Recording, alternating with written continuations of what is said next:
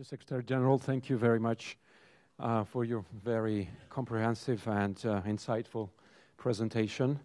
Now we have, I don't know, 20, 25 minutes, maybe slightly more for Q&A questions, Q&A sessions. And let me ask you the first question.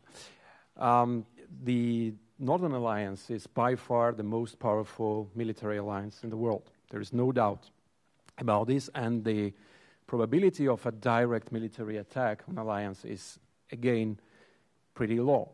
But the alliance is facing challenges from outside, and these challenges are not direct, are not always military.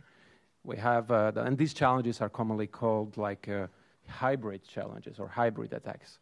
It's a combination of propaganda, cyber, etc. So how the alliance is facing these challenges, and what are the alliance, what are the means mobilized by the alliance to face these challenges?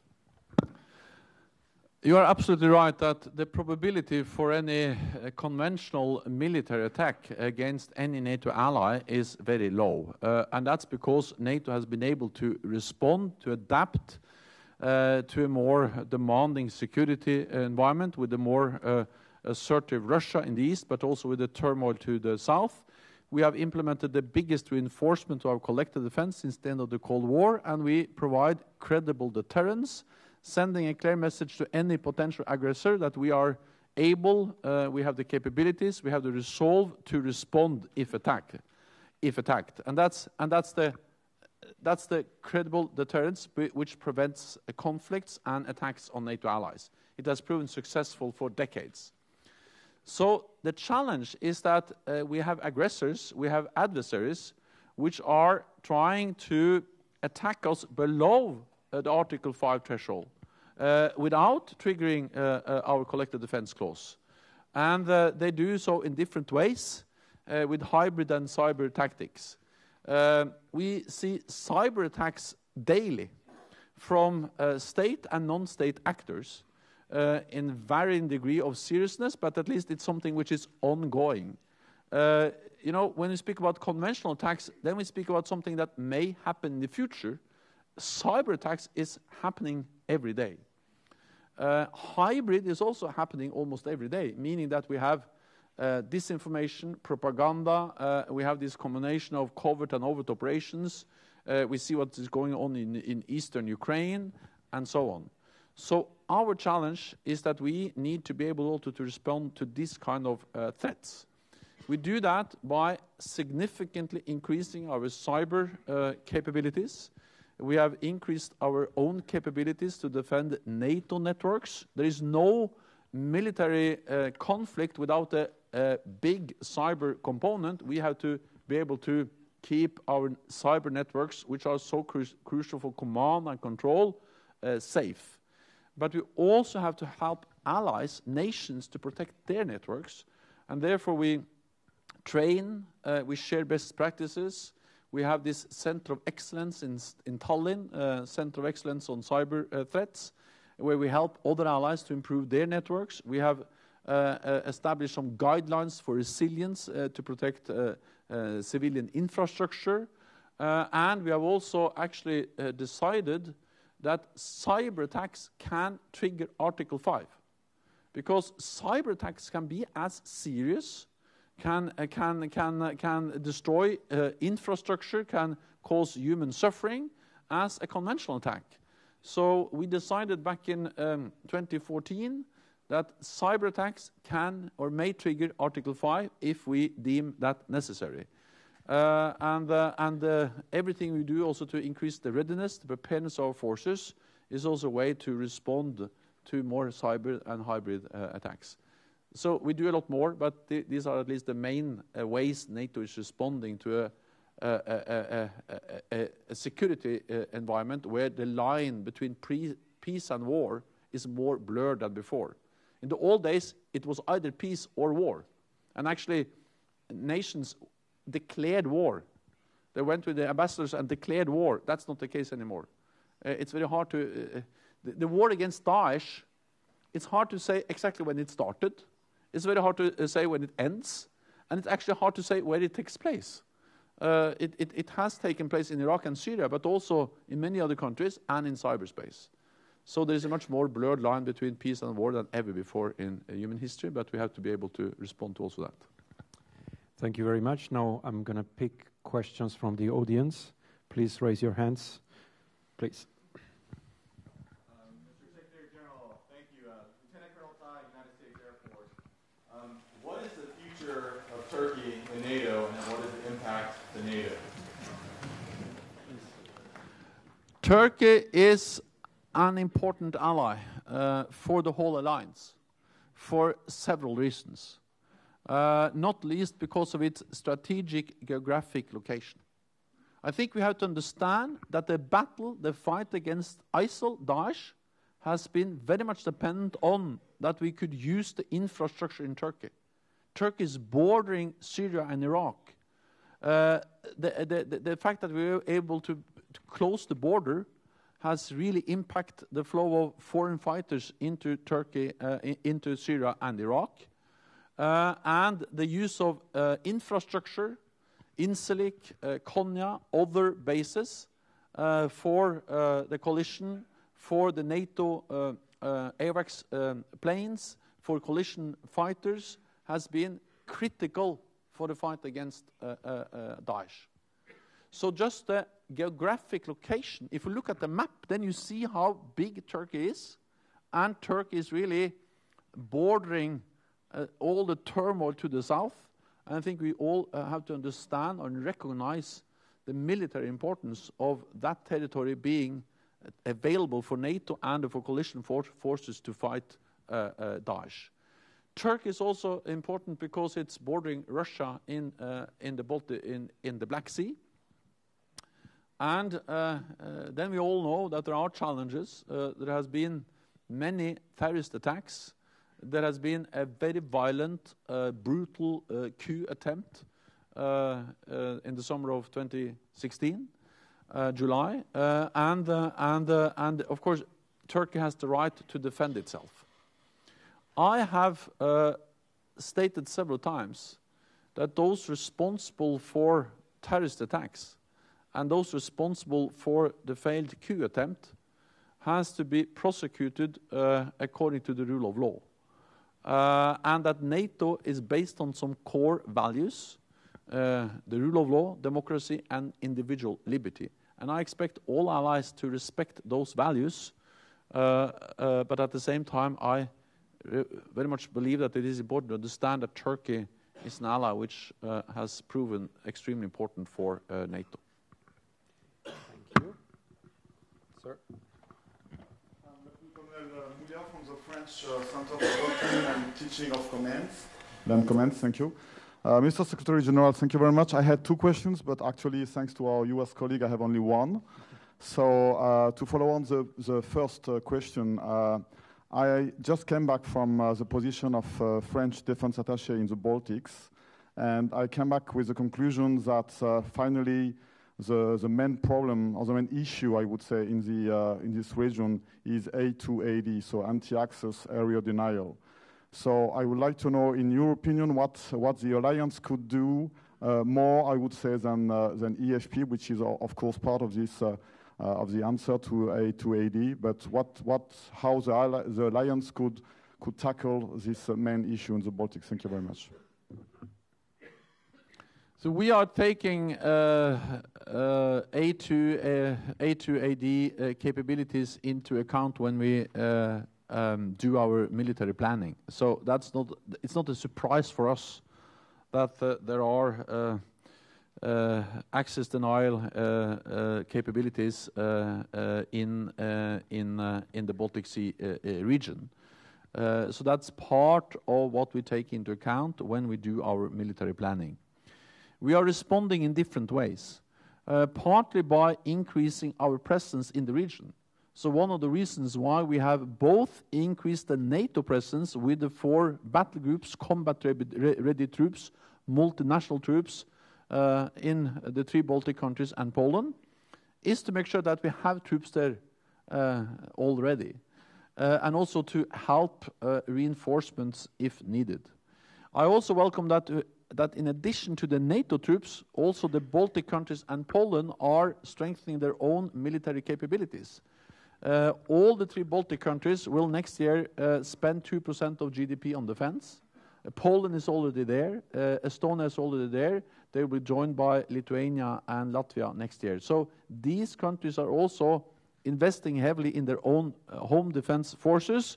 On top of that, you have the NATO troops, and on top of that, you have also some bilateral US presence with a new brigade and with some additional US forces.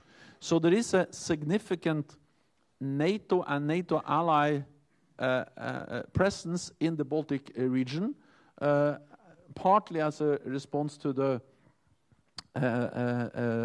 access denial capabilities of Russia. Then, one of the reasons why I believe it's extremely important that we invest in modern technology, and why we are requiring from our allies not only to increase defense expenditures to 2% of GDP, but also to spend 20% on that on investments in modern technology, is that we know that we need the most advanced technologies, the most advanced weapon systems to be able to penetrate the A2AD capabilities. So that's another part of our response. And the third element of our response is to improve military mobility, because the whole idea is to prevent the conflict. And the way to prevent the conflict is to have credible deterrence. We have credible deterrence now with the increased NATO presence, the US presence, and the home defense forces in these countries. But if we see that the risk for crisis is increasing, then we will deploy more. And therefore we need to be able to deploy to reinforce before the outbreak of any conflict, to deter conflict. And that's the reason why when we now reform and adapt the NATO command structure, and when we work with the European Union, one of the key elements is military mobility, meaning how can we move forces quickly, if needed, to prevent conflict into, for instance, the Baltic region, if that's the area where we need reinforcements. Thank you. More questions? Yes, please.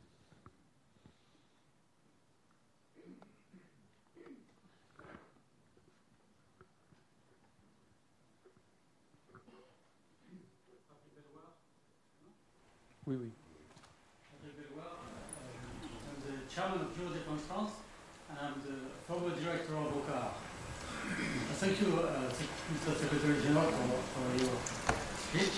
And I'd like to come back to what you said on the multiple systems, the number of systems in Europe, which is a source for lack of efficiency and higher costs for defense. I'm able to hear you, but yes, but so I repeat.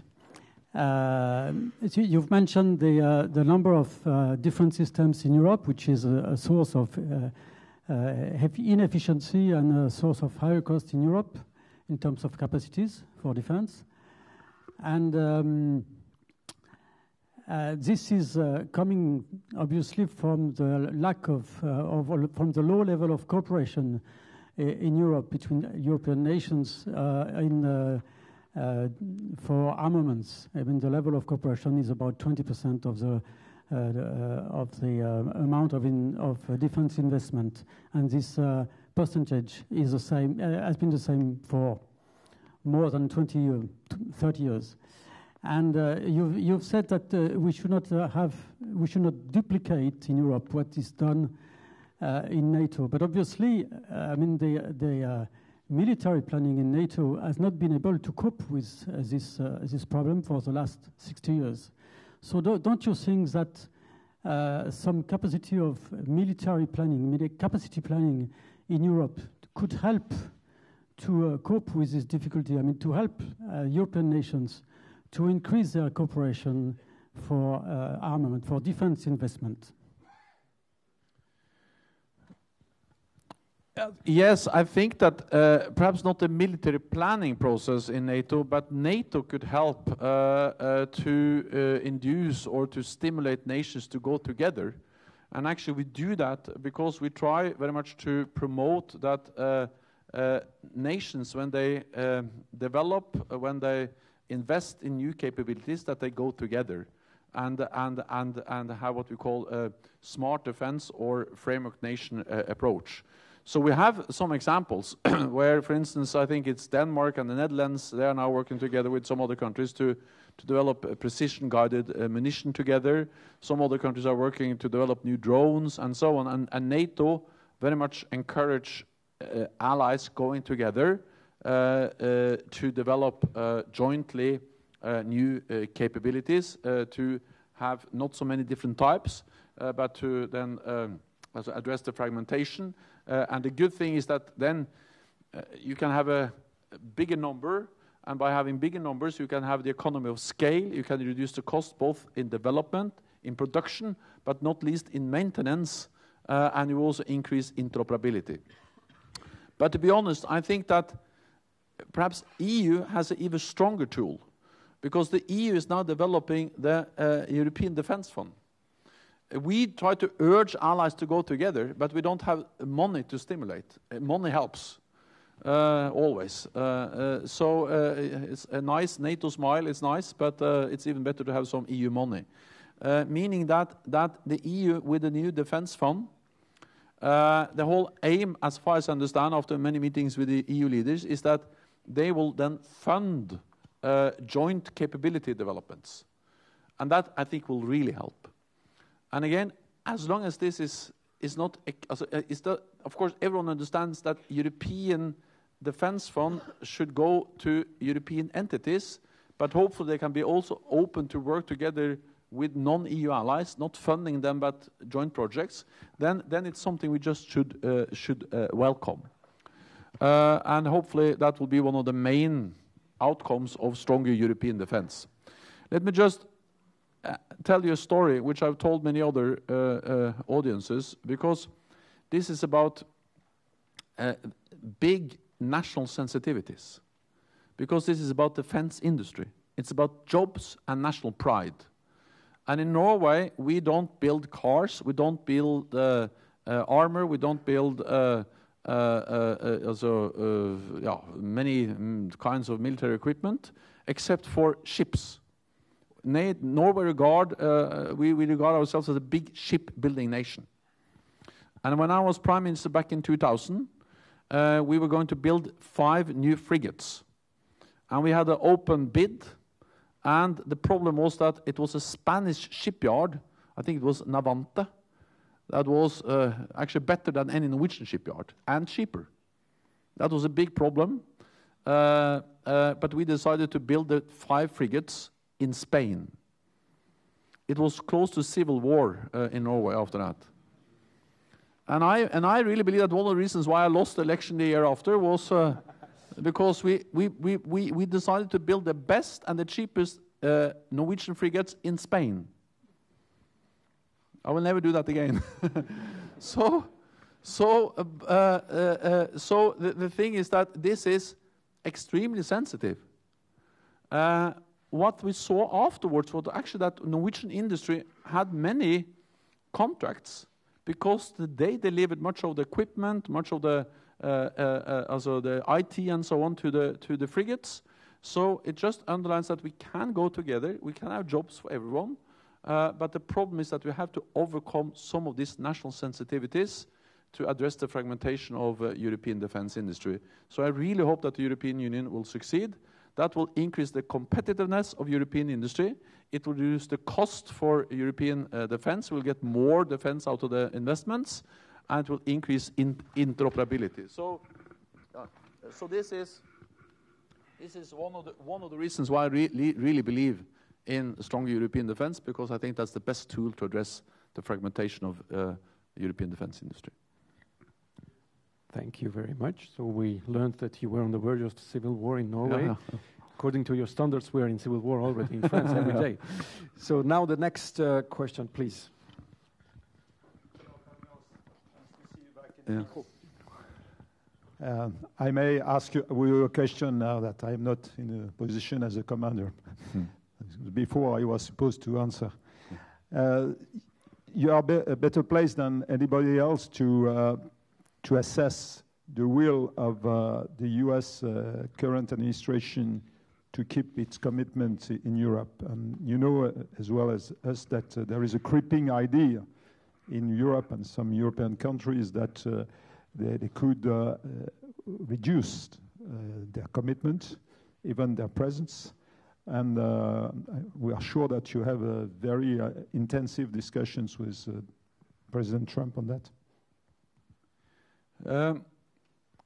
First of all, thank you. I appreciate very much the time we work together, and I think you raise an important question. And I told some parliamentarians, some members of the National Assembly here in France earlier today, that we have to remember that NATO is an alliance of 29 different nations with different elected leaders, with different views on many issues. And it has been like that for decades, meaning that sometimes we disagree on issues. There has been disagreements between NATO allies since the alliance was established, on the Suez crisis in the 50s, on the Vietnam War in the 60s and the 70s, on the Iraq War in 2003, and many other issues. And that's also the case today, because NATO allies, they have different views on climate change, the Paris Accord, on the question of whether Jerusalem is going to be the capital of Israel or trade issues. The strength of NATO is that despite all these differences, despite that we are different nations with different culture, different political views on many issues, and leaders from the left and the right and the center and many different political angles, we have always been able to agree on the main task of NATO and to unite behind the main task. And that is that we protect each other, that we defend each other, and that we are stronger together than alone, based on the message from the three musketeers, one for all and all for one. That's the founding act of NATO, I thought. And that's also the case today. I'm not denying that there are different views, but I'm saying that when it comes to the core responsibility of NATO, that we defend each other, that we stand together, that we provide credible deterrence and defense, then we are actually stronger than we have been for a long time, because we have strengthened our collective defense. The world has become more dangerous, but NATO has become stronger, so we are responding. And this is not only something I say, but it is actually something that is happening. The US, Canada left Europe after the end of the Cold War with land troops. The US has gradually decreased every year since the end of the Cold War. The last armored brigade, the last US armored brigade left Europe in 2013. Now they have redeployed a US armored brigade to Europe. The US has 3 brigades, combat-ready brigades in Europe. They are significantly increasing the number of troops, armor, equipment, supply, exercises of US forces in Europe. Canada is back. Canada is leading one of the battle groups in Latvia. And the US is leading another in Poland, and they are deploying out, also in addition to the NATO troops, they are deploying on bilateral agreements US troops. They have 70,000 troops in Europe now. So I say to you that, well, actions speak louder than words. The US is increasing their military presence in Europe. Canada is back. They have tripled the funding for US presence in Europe. So that's part of the NATO adaptation, is actually that the transatlantic bond has been strengthened with more US in Europe, but also with the European allies stepping up, increasing their defense investments and making their forces more ready, and actually also strengthening European defense, which I regard as a contribution to strengthening the European pillar within NATO. So there are many problems and many challenges, but it's not it's not correct to say that the US is leaving Europe. The US is actually coming back to Europe. Thank you. Please.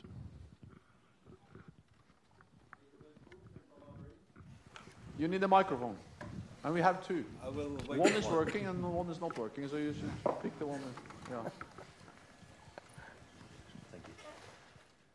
Major Belcourt, French Gendarmerie. Sir, following your last answer and regarding the current geopolitical situation and Russian position, do you think NATO should or could extend to a new member or strengthen its position and internal relationship in order to improve its cohesion and coherence? Thank you. Just to be certain, you asked about new members. Yeah. NATO's door is open, meaning that in our founding treaty, the Washington Treaty, it's Article 10, it's clearly stated that NATO's can be enlarged with new members if they are European countries and if they adhere to the NATO standards. The best proof of that NATO's door is open is that we actually enlarged this year with Montenegro. NATO went from 28 to 29 allies when Montenegro was also invited in or became a new NATO ally this spring. Then the question is whether we are going to have new members. Well, we have some aspirant countries, Bosnia and Herzegovina, the former Yugoslav Republic of Macedonia, Georgia, and also Ukraine has stated that they would like to also move towards NATO and EU membership. My message is that whether these countries are going to become members of NATO or not, it's only up to the applicant or aspirant countries to decide and the 29 allies. No other country has the right to interfere or to try to veto that process. And that's not only something I say, but that is a fundamental principle in, for instance, the Helsinki Founding Act, that every nation has the right to choose its own path. We will never accept that big powers can establish a kind of sphere of influence where they decide what the neighbors can do. And again, coming from Norway, a small country, 5 million people, bordering Russia, it's extremely dangerous to accept that big powers have some kind of influence, some say, over neighbors. Small countries, big countries, medium-sized countries have all the enshrined right to decide the path they would like to go themselves. If they want to join a military alliance, it's up to them, and of course the members of the alliance to decide. We are helping Bosnia-Herzegovina, Fyrom, Georgia, and Ukraine, and other aspirant countries with reforming, with modernizing, and then in the end of the day it will be the 29 allies that decides, no one else. Thank you. So a few more questions, please. I can give you the microphone.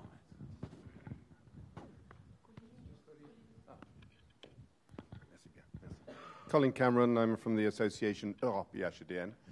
A little aside just before I begin, Secretary General, is you'd mentioned the two referenda in Norway. I think if the European community had kept the term community rather than union, there might have been a different result. And just on the same theme, I was in the Storting a few years ago when you had a vote on whether you could dispose of some Mauser rifles you'd found under a mountain. And the answer was yes, they could be sold to the hunters, but certainly not to the Swedes. This is the theme of union again. Would you care to say something about your relationship with Sweden, with Finland? The attaches from these countries are in the room today. And could you say a little about NATO's further relationships now that the NATO area seems to be a little more pervious than it was previously? Say Australia, Pacific, out of area in a big way. Could you say a few words on that? Partners, you mean? Thank you. So it may be a bit naive, but I think you have a valid point that the fact that the EU changed from a community to a union had a negative impact for those who advocated Norway joining the European Union. My grandfather, actually my grandfather, he became 100 years old. He voted in 1994. He remembered the union with Sweden. And I believe that he voted no, because he is by principle against unions. Because for Norwegians, a union, that's to be ruled by Sweden. And we like Swedes, but we don't like to be ruled by them. And since I'm in France, I can also tell my favorite story. Norway is a very strange country because, you know, the main street in Oslo goes from the parliament to the castle. And that's named after French general, also Jean-Baptiste Bernadotte. Yeah. We call him Karl Johan. And the biggest statue in Oslo is the same French general. And we march around that French general every 17th of May. We don't know exactly who he is, but we are in favor of that man. He became a Swedish king, and the first thing he did was to invade Norway. But we named the main street, then the main statue in front of the royal castle, and we celebrate him every year. So we like Swedes and French generals. But then, having said all this, let me just add that I think that Sweden and Finland, and this I would have said regardless of who is in the audience, I think that the Nordic countries is an example how peace can win over war, and how peace is stronger than conflict in the long run. Because you have to remember that in the Nordic area, we fought each other for centuries. From the Viking area until the Napoleonic War. We fought and fought and fought. And Norway was almost always on the losing side, but we were partly on the Swedish side, partly on the Danish side, but we lost all the time. And really, the Nordic country was a kind of mini Middle East. Then after the Napoleonic War, there has been absolutely peace.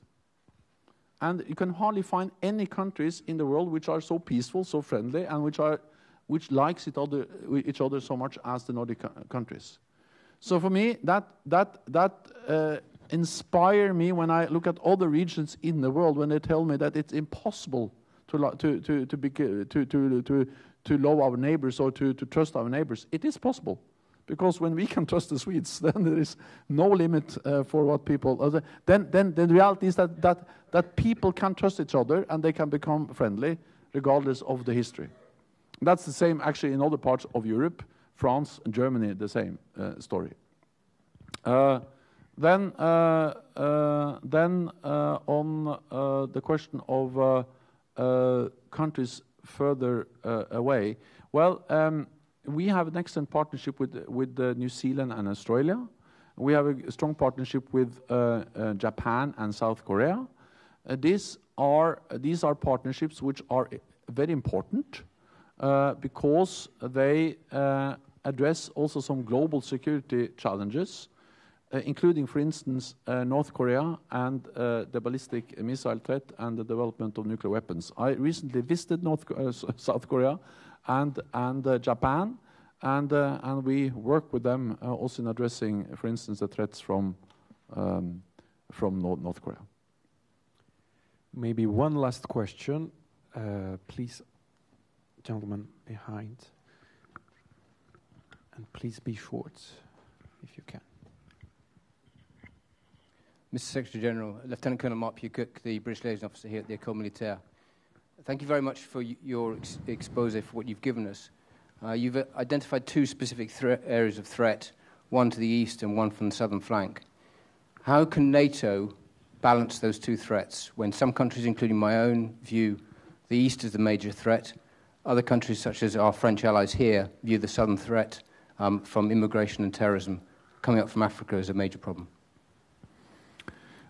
The short answer is that we don't have the luxury of choosing either to address the threats and the challenges from the south or the challenges stemming from the east. We have to do both at the same time. And in my speech, I briefly touched upon how NATO has been able to adapt, to do both the crisis management beyond our borders and at the same time strengthen our collective defense in Europe. And I'm actually quite impressed by NATO and NATO allies because we have conducted a huge and fundamental adaptation of the alliance since 2014 because the world changed. And the reason why NATO is the most successful alliance in history is that we have proven again and again able to change. As I said, for 40 years we did collective defense in Europe. Then after the end of the Cold War, we did crisis management beyond our borders, and we were not very focused on collective defense. After Crimea, Ukraine, Daesh, ISIL, Mosul, Raqqa, then we have proven able to both do collective defense in Europe and address crisis beyond our borders at the same time. So there's just no way we can choose. We have to do both at the same time, and I'm absolutely confident that NATO is able to do that because that's exactly what we have done since 2014. Thank you very much, Mr. Secretary General. I join my thanks to the thanks of the director, and we're really honored you choose to come here and make your presentation, your speech. Thanks again, and on this optimistic note that we can fight against two enemies simultaneously, I thank you again, and I wish you all the best for you and for the Alliance. Thank you very much. Thank you.